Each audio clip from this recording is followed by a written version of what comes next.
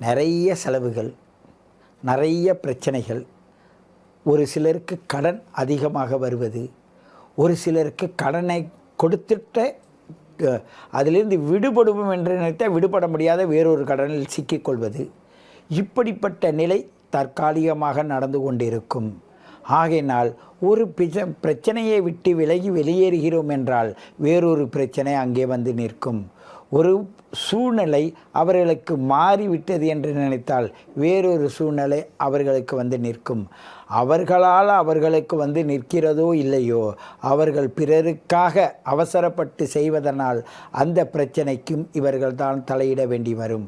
அப்படி இவர்களை பொறுத்தவரையும் ஒரு பிரச்சனை ஒன்று உண்டு.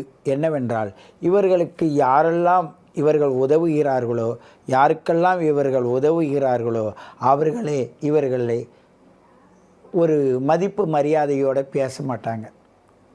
ஒரு மாதிரி அலட்சியமாக பேசுவாங்க. அவங்களுக்காக தான் இவங்க பாடுபட்டிருப்பாங்க, கஷ்டப்பட்டிருப்பாங்க.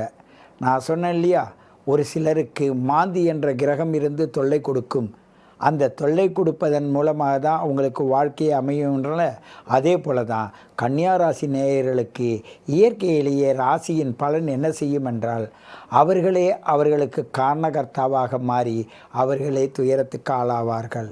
பிறருக்கு வழிகாட்டுவார்கள், பிறருக்கு பாடம் சொல்லி தருவார்கள். இதில் நிறைய நர்ஸுங்க இருப்பாங்க, நிறைய டாக்டர்ஸுங்க இருப்பாங்க, நிறைய டீச்சர்ஸ் இருப்பாங்க. ஆகையினால் பிறருக்கு சேவை செய்யும் மனப்பான்மை கொண்ட இந்த கன்னியா ராசி நேயர்களை பொறுத்தவரையும் கவனமாக இருங்கள்.